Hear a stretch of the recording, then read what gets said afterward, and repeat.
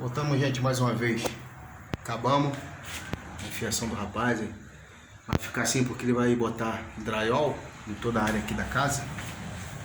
Aí, como é que ficou? Então ele vai botar drywall. Aí ficou assim. Tomada. Outra tomada aqui. E assim vai. Aí tem outra aqui. Outra ali em cima. Aqui ficou faltando um interruptorzinho que, com tomada que faltou. Aí ele vai comprar. Tem um ali embaixo ali. Aqui, mais um interruptorzinho com tomada. Esse interruptor aqui, ele apaga ali a lâmpada que fica dentro da churrasqueira, que ele pediu para ele fazer. Aqui, a parte daqui da área gourmet aqui.